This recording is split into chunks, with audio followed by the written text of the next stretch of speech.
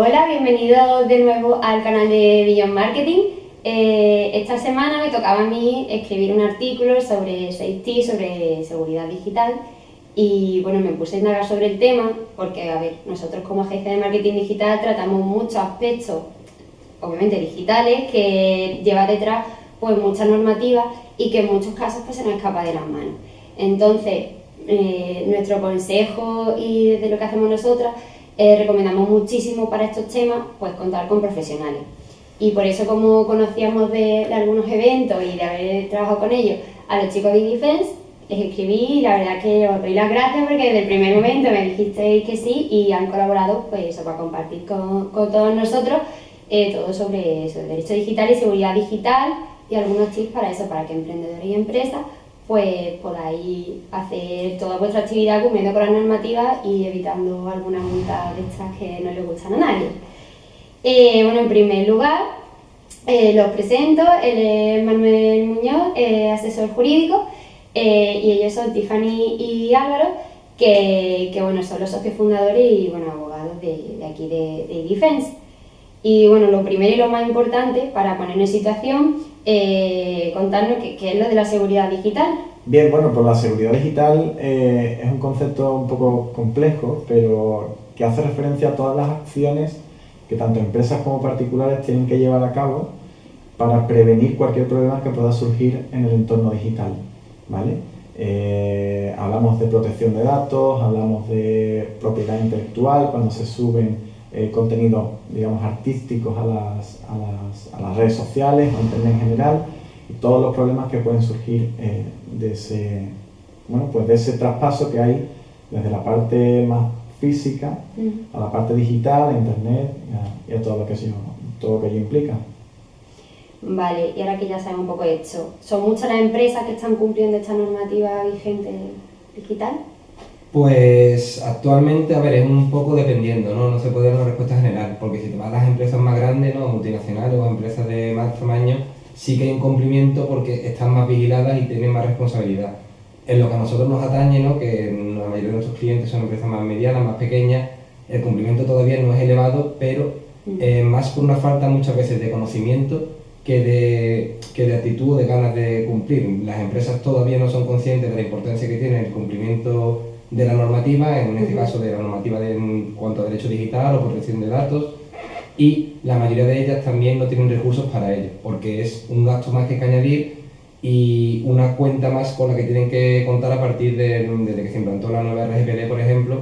Ha habido muchas empresas que se han ido enterando poco a poco de que tienen que ir cumpliendo con una nueva normativa. Por tanto, la adaptación está en curso. Creemos que con el tiempo va a ir a más porque ya no es solamente una cuestión de evitar multas, sino también de la imagen de la empresa. La fiabilidad de tu empresa al final depende un poco de esto. Y una contra más que tienen las empresas pequeñas es que tienen que competir contra grandes empresas, contando con que igual pueden resultar menos fiables si una empresa grande tiene hecha la protección de datos y tú como empresa pequeña no la tienes. Por tanto, creemos que el camino va a ir a que vayan a ir cumpliendo cada día más y que quien no le da importancia a veces no lo hace porque no quiere, sino porque realmente igual no tiene todavía ni los conocimientos ni los recursos de que hay que darle importancia.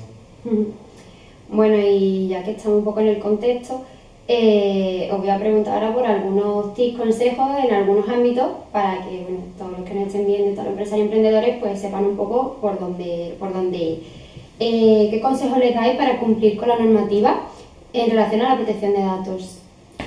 Vale, la protección de datos, el problema que tiene es que debe implantarse de manera específica digamos, en cada empresa, ¿vale?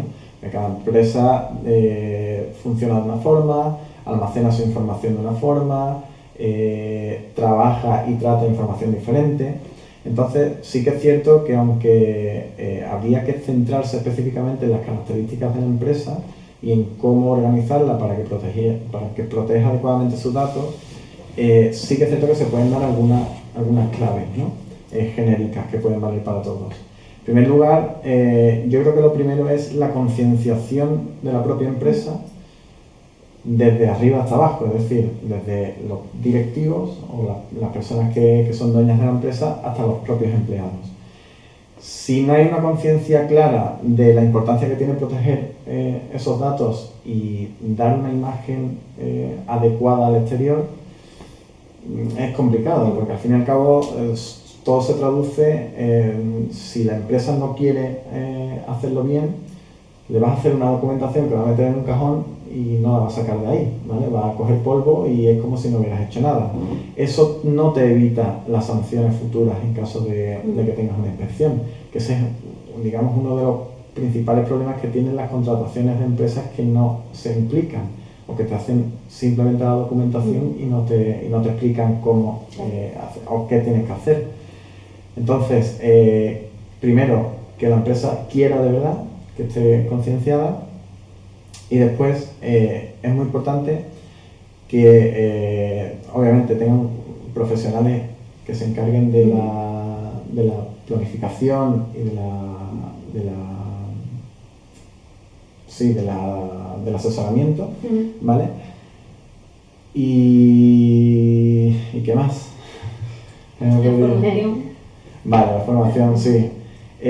Fundamental también que una vez que se ha hecho una documentación exhaustiva, hay una formación de la plantilla, ¿vale? Porque yo me gusta poner este ejemplo. Si tú quieres proteger una casa o una nave industrial de que accedan o que entren a robar, pones una alarma muy buena, ¿vale? Pero si dejas la puerta abierta, por mucha alarma que hayas puesto, no tiene sentido. En el caso de protección de datos es lo mismo. Tú puedes haber implantado todas las medidas de seguridad necesarias, haber hecho toda la documentación, que si la propia plantilla no sabe qué puede hacer, qué no puede hacer, que tiene que solicitar el consentimiento de sus clientes, que tiene que firmar X contratos con sus proveedores, etcétera, pues no te va a evitar las multas por mucho que tengas bien hecha la documentación. Claro. Vale. Bueno, Tiffany, ¿qué consejo nos das para el caso de la web? A ver, pues en primer lugar la web es el escaparate de la mayoría de las empresas, porque la mayoría estamos en internet. Así que creo que es muy recomendable seguir algunos parámetros.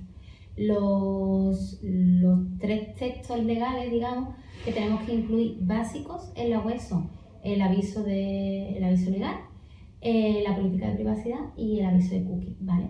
El aviso legal sienta las bases de la contratación. Es decir, tenemos por un lado los usuarios, que son los navegantes de nuestra web, y nosotros. Pues el aviso legal sirve para hacer el marco normativo de esa relación jurídica, que al final estamos ante una relación jurídica. ¿Qué debemos incluir? Pues en primer lugar, la titularidad de la web, para que todo el mundo sepa dónde hay que dirigirse, muestra transparencia además. También debemos incluir el exonerante de responsabilidad. ¿Por qué? Porque de todo lo que hagamos en nuestra web al final somos nosotros los responsables. Y si ponemos una información que no es del todo cierta, o si incluimos descargables y dentro de esos descargables nos ha entrado un virus que no ha sido culpa nuestra, pero que está en nuestra web, nos puede derivar daños y nos puede derivar repercusiones económicas, que al final es donde fluctúa todo. Entonces, en el exonerante de esa responsabilidad deberíamos de incluir todo lo que no está en nuestra mano dirigir, ¿vale? También es muy importante que incluyamos, si tenemos un blog, la gestión de ese blog y cómo lo hacemos. Y también que tengamos control efectivo sobre ese blog, porque si incluimos comentarios nocivos también puede derivarnos responsabilidad. Y es muy importante tratar también el tema de la propiedad intelectual y propiedad industrial que incluyamos en nuestra web. Es decir, si incluimos imágenes que claro que son de nuestra propiedad o de un tercero, y cuál es ese uso que se puede hacer de esas imágenes, sonido, cualquier tipo de creación, artículos, cualquier tipo de creación artística. Después, el aviso de privacidad es un reflejo en nuestra web de nuestra política de protección de datos. Repetimos que no es la política de protección de datos en sí, sino que es únicamente un requisito y una muestra de apariencia que tenemos pública para que todo el mundo vea que hemos realizado la protección de datos tal como lo exige la normativa. Es lo que todos hemos visto que se ha modificado con el nuevo reglamento. Entonces, ¿qué debemos incluir? Pues básico, la legalización del tratamiento, es decir, cómo obtenemos los datos, si los obtenemos a través de formularios, a través de inscripciones en newsletter, a través de promociones. ¿Qué vamos a hacer con esos datos? ¿Para qué sirven? Bien para dar nuestros servicios, bien para ofrecer publicidad, para ofrecer eventos. ¿Qué es lo que vamos a hacer? También lo tenemos que incluir. ¿Y quién es el responsable del tratamiento? Por supuesto, el responsable del tratamiento pues será la empresa al final. Para las empresas pequeñitas va a haber una persona física o un autónomo que esté detrás de él, y para las empresas un poquito más grandes pues será una sociedad limitada, una sociedad anónima.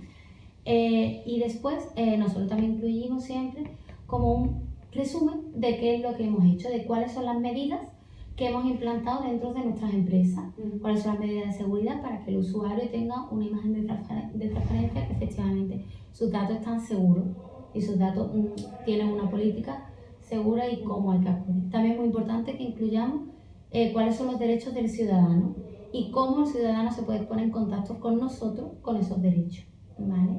Y por último, las cookies, no sé, me he hablado de ellas, ¿no? No, Sí. no. Pues las cookies, muy básico, ¿qué son las cookies? Y si tenemos cookies propias o no. Y si incluimos cuáles son los plugins que utilizamos, mucho mejor, porque cada uno de esos plugins normalmente llevan cookies propias que a través, que en teoría deben de ser anónimos, a través de los datos que nosotros le damos, hacen sus estadísticas. Vale, y me ha quedado bien claro, pero ¿y si mandan mailing? ¿Qué hay que tener en cuenta? Pues si mandan mailing estamos a lo mismo, son información personal, porque normalmente en los mailings incluimos, aunque sea datos de cada una de las personas, y además estamos ante publicidad, que la publicidad está muy controlada, tanto offline como online. Aparte, Entonces, el propio mail ya se considera dato personal, a menos que sea un email corporativo, que se utilice únicamente para exacto. el ejercicio de la empresa. Pero normalmente los mails que se envían son mails que son también considerados personales. Exacto. Entonces, ¿qué tenemos que incluir? Pues, ¿de dónde hemos sacado esa información? Que normalmente va a ser a través de formularios y, muy importante, que tiene derecho a desistimiento. Es decir, siempre incluimos abajo que automáticamente podemos quitarnos de esa lista de mail, porque si no, no es legal. Y siempre, pues, aunque no incluyamos cómo hemos conseguido ese email, porque es bastante complicado a la hora práctica de hacerlo, siempre que tengamos legalizado esa obtención de información. Vale, y ahora un tema que está muy de moda ahora, que es el tema de los influencers, que muchos trabajamos con ellos, con microinfluencers, y muchas veces no se sabe hasta qué punto que es publicidad, no es publicidad, que hay que poner, ¿qué nos decís de eso? Vale. ¿A quién se anima? Venga, vale, otra vez. Voy a hacer una chupacabra. A ver, pues el tema de influencer es verdad que últimamente está muy de moda. Y se ha divagado mucho sobre si es un uso legítimo o no de la publicidad. ¿Por qué? Porque la ley de publicidad exige que aparezca bien tasado para el usuario medio que lo que está viendo es un anuncio publicitario, ¿vale? Aunque no se utilicen solamente influencers en audiovisuales, en televisión y radio, sí que se utiliza pues en Instagram, por ejemplo, en redes sociales. Entonces, dice la última jurisprudencia, que incluso el pago de esos influencers a través de las marcas ya se considera contraprestación económica, con lo cual están dando un servicio, ¿vale? Yo particularmente considero que no existe duda de que son publicidad, con lo cual para mí está más que legalizado. Es más, una publicidad que va al público objetivo y que todo el mundo que no la quiera seguir es totalmente puede quitarse el medio, con lo cual no existe esa ilegalidad. ¿Cómo se tiene que hacer? Pues sí que hay que tener muy en cuenta que al final están dando un servicio, con lo cual se tendrá que hacer pues mediante un contrato de servicio o bien mediante integrándolo dentro de la empresa, que normalmente no se integra. Entonces, ¿qué tiene que recogerse muy claramente en ese contrato que firmemos con el influencer? Los derechos de propiedad y de imagen, porque al final estamos ante derechos intelectuales y derechos de propiedad industrial, que son los relacionados con la marca en sí que contrata el influencer, pero por otro lado están los derechos de imagen del propio influencer.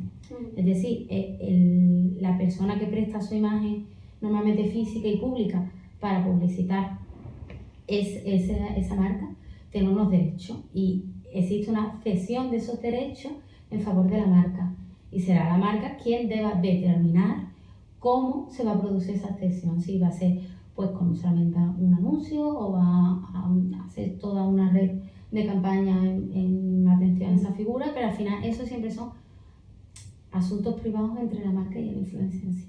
Vale.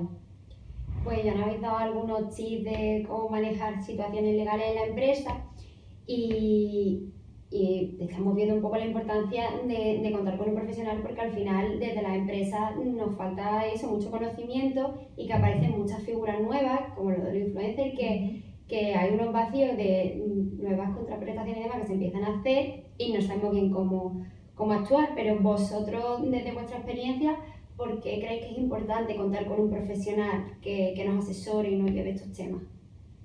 Pues, Sí, habla tú, que pues nada, como he dicho un poco antes en la pregunta que me hiciste, creo que es un tema ya no solamente de cumplir con la normativa en cuanto a evitar la multa, sino también en cuanto a generar confianza. Creo que es importante contratar profesionales porque transmites y generas una sensación de fiabilidad de tu empresa. Al final la imagen es importantísima a día de hoy.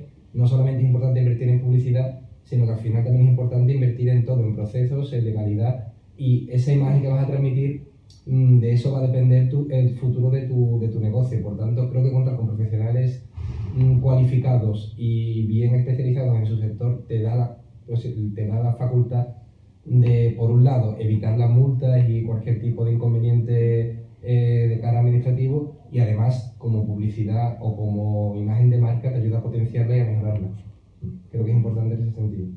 No sé si vosotros tenéis algo más que añadir. Es Ah, que me parece súper importante realmente, perfectamente. ¿verdad?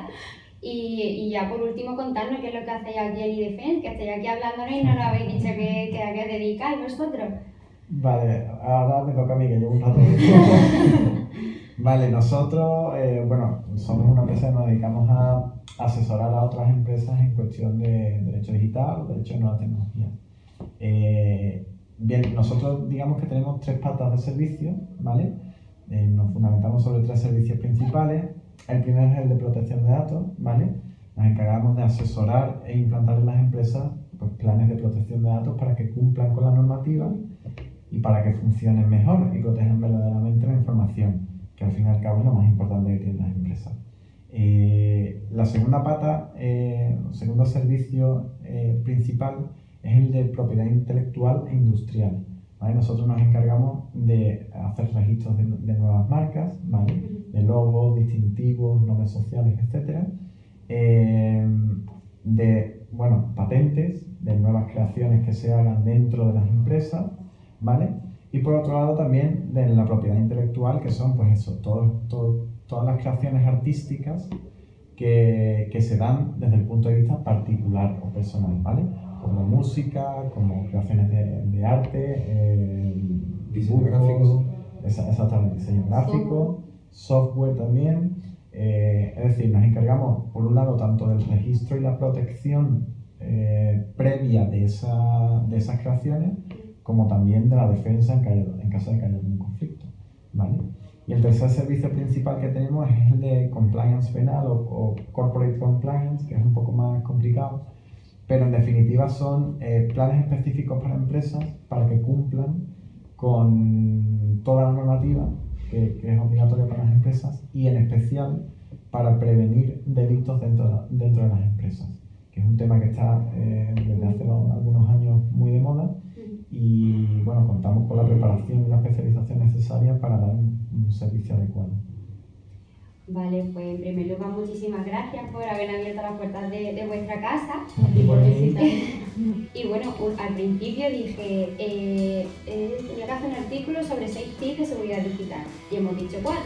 Entonces, el que quiera saber más, pues se tiene que meter en el blog, lo sigue leyendo, que ya le hice la entrevista y me contestaron súper bien, que hay muchísima información. Y el que quiera seguir ampliando, pues le puede escribir al chico de iDefense, que es nuestro contacto para que os puedan escribir. Sí, claro, el correo electrónico es info@idefense.es. Y tenéis a nosotras y que nos mantenemos nosotras en cuanto lo veamos un mensaje, vamos a contestar. Y nada, que nos vemos pronto y nada, que hasta la semana que viene. Adiós.